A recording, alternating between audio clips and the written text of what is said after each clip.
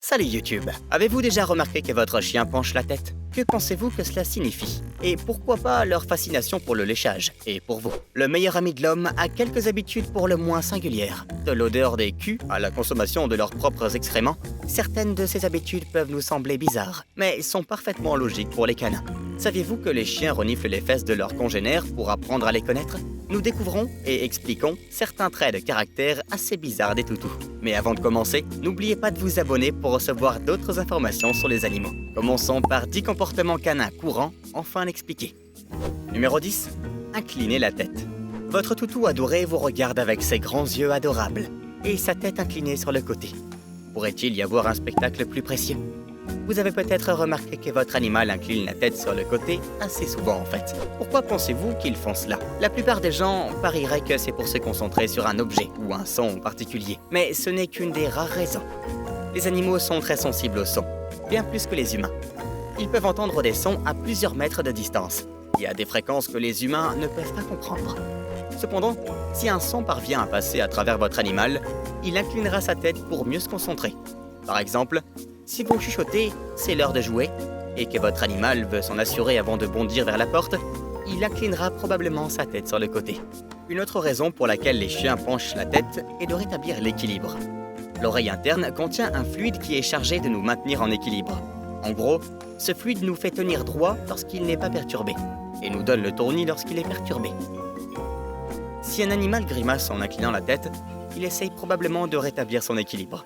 Enfin, les animaux qui sont muselés inclinent souvent la tête sur le côté pour se concentrer sur des objets éloignés.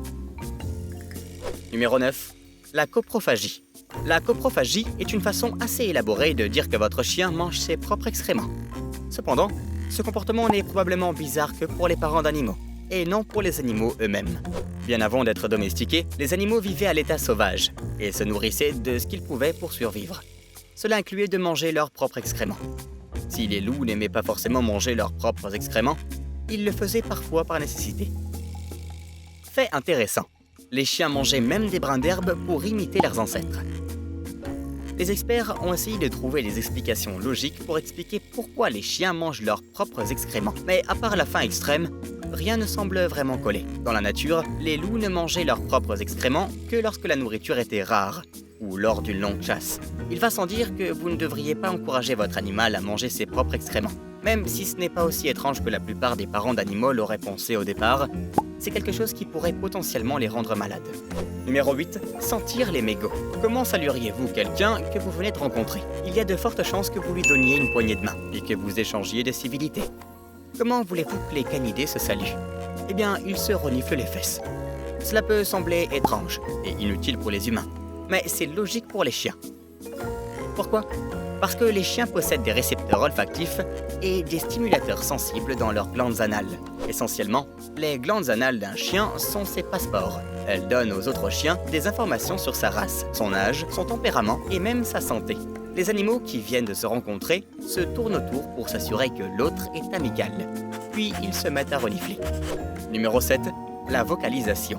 Malheureusement, nous sommes encore à quelques siècles de la mise au point d'une technologie qui nous permettrait d'utiliser de véritables mots pour communiquer avec nos animaux de compagnie. Mais nous avons appris beaucoup de choses sur leurs sons et leurs actions pour communiquer efficacement avec eux. Du moins, en partie. Mais les chiens n'émettent pas qu'un seul son. Ils aboient, hurlent et font ouf. Que signifie leur vocalise? Y a-t-il une différence entre un chien qui aboie, un chien qui hurle et un chien qui fait wouf? En fait, il y en a une. Les chiens aboient pour attirer l'attention de leur maître. L'aboiement est généralement un son aigu qui vise à attirer l'attention de quelqu'un. Ils peuvent même aboyer pour attirer l'attention d'un intrus. Probablement pour lui dire qu'il a été perçu comme une menace et que le canidé n'a pas peur d'attaquer. Le hurlement est généralement réservé aux autres canidés. Un hurlement est un son grave destiné à communiquer avec les autres chiens du voisinage. Que signifie un wouf? Rien. Vraiment. Un wouf est un son que les chiens émettent s'ils s'ennuient, se plaignent ou essayent simplement d'attirer l'attention de tous. Numéro 6. Jouer à la balle au prisonnier. Pourquoi les chiens semblent-ils aimer jouer à la balle au prisonnier plus que les autres animaux de compagnie? C'est probablement parce que l'outil habituel pour aller chercher, une balle de tennis, est beaucoup plus divertissant pour les chiens que pour les chats ou les oiseaux. Les chiens associent les balles de tennis à une proie. En gros, la balle de tennis, ou la proie, essaie de s'échapper, et ils doivent l'attraper. et le ramener à leur maître. Les chiens sont des prédateurs. Ils courent après tout ce qui est petit et leur maître semble vouloir qu'ils les récupèrent. Numéro 5. Regardez droit dans les yeux. Un chien vous regarde droit dans les yeux s'il est amoureux de vous ou s'il vous déteste. Il n'y a pas de juste milieu. Les animaux qui ont un lien fort avec leur maître fixent leurs yeux pendant de longues périodes. C'est aussi pour créer un lien encore plus fort avec leurs parents de compagnie. En revanche, un chien qui vous connaît à peine ne vous regardera dans les yeux que s'il vous menace.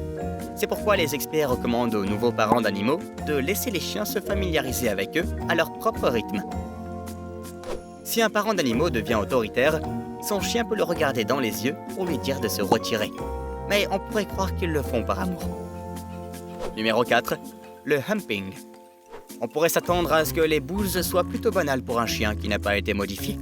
Mais seriez-vous inquiet si votre chien modifié commençait à sauter sur des objets aléatoires dans la maison? Eh bien, vous ne devriez pas.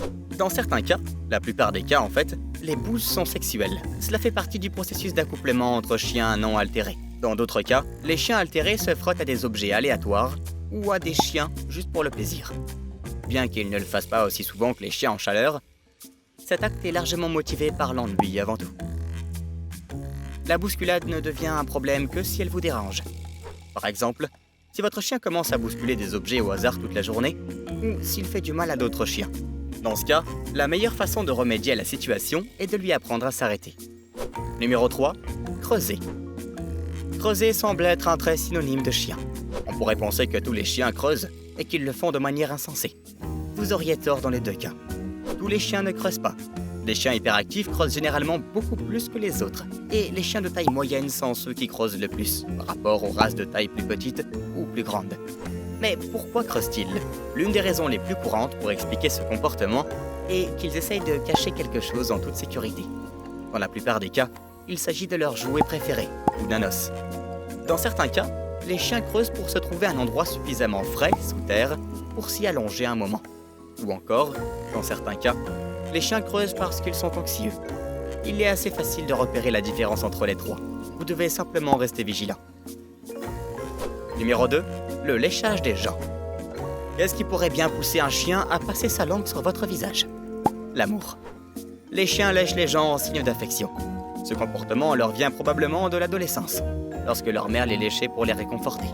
Les chiens lèchent leurs parents de compagnie, soit pour leur montrer leur affection, soit pour les réconforter s'ils sentent que leurs parents sont en détresse. Il arrive aussi que votre animal vous lèche pour soigner vos blessures. C'est ce qui fonctionne pour eux, et ils essaient de voir si ça fonctionne pour vous aussi. Numéro 1. S'appuyer contre vous. Les races de chiens géants ont tendance à s'appuyer contre leur maître en signe d'affection, ou pour se réconforter dans une situation stressante. Votre chien essaye peut-être de se rapprocher de vous, soit pour vous montrer son affection, soit pour attirer votre attention, afin de le réconforter en cas d'anxiété. En tant que parent d'animal responsable, vous devez être capable de faire la différence entre ce qui relève de l'affection et ce qui relève de l'anxiété. Si votre chien pleurniche et regarde vers le bas, il est probablement anxieux. Retirez le déclencheur de l'espace de votre chien, ou emmenez-le dans un endroit où il se sent à l'aise. Vous connaissez vous-même des comportements bizarres de chiens?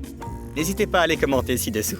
Si vous avez aimé cette vidéo, n'oubliez pas d'appuyer sur le bouton j'aime et de vous abonner à la chaîne des Inspirants pour plus de contenu amusant.